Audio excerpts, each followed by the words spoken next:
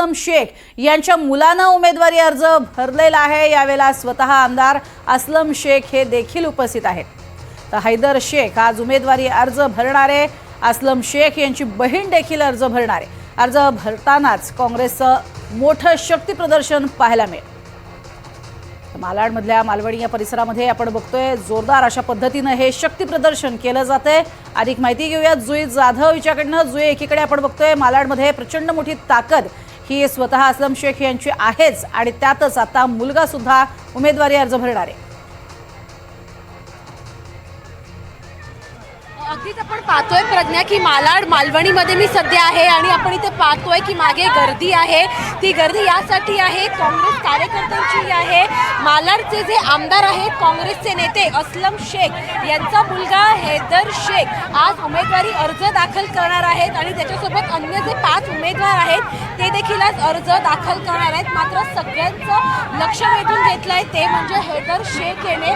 हैदर शेख खरं तर आज आपला उमेदवारी अर्ज जो आहे तो दाखल करणार आहे। आपण इथे पाहतोय की असलम शेख देखील इथे आहेत। आपण त्यांच्याशी संवाद साधण्यासाठी प्रयत्न करणार आहोत खरं तर, आणि आपण असलम शेख यांच्यासोबत देखील संवाद साधण्याचा प्रयत्न करूया की ते नेमकं काय बोलतायत ते। असलम शेख इथे आहेत आणि आपण त्यांच्यासोबत संवाद साधूया आणि खरं तर जाणून घेऊया की ते नेमकं काय बोलतायत। त्यांचा मुलगा देखील इथे आहे आपल्यासोबत असलम शेख यांचा।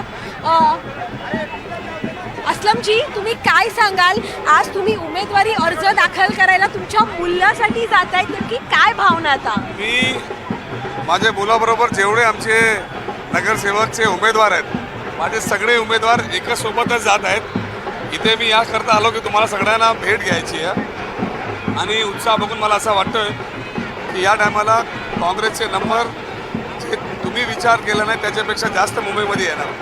खरं तर तुम्ही देखील अनेक वेळा तुमचे उमेदवारी अर्ज भरायला गेला होतात, तुमचे जे बाकीचे उमेदवार असतील त्यांचे अर्ज भरायला गेलात, मात्र आज मुलासोबत उभे आहात। एक बाप म्हणून काय वाटतंय? नाही, असं आहे की हे सगळे माझे भावासारखे आहेत, मित्रासारखे आहेत।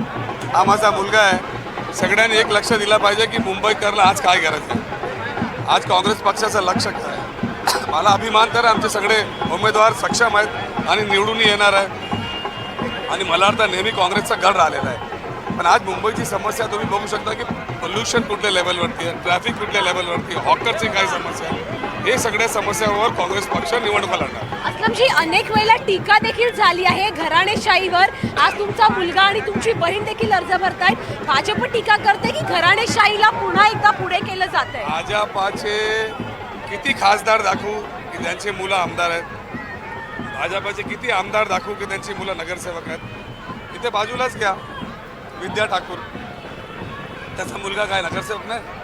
आशिष शेलार, त्याचा भाव निवडणुका लढला नाही का माझ्यासमोर? तर ते ज्ञान द्यायचं बंद करा, खोटा बोलायचं बंद करा, निवडणुका लढायचा अधिकार लढला पाहिजे। आपण पाहतोय प्रज्ञा, ही जी गर्दी आहे ती काँग्रेस कार्यकर्त्यांची आहे आणि असलम शेख त्यांच्या मुलाचा अर्ज दाखल करण्यासाठी आता जात आहेत। प्रज्ञा, नक्कीच तुर्तास धन्यवाद या संपूर्ण माहितीसाठी। तर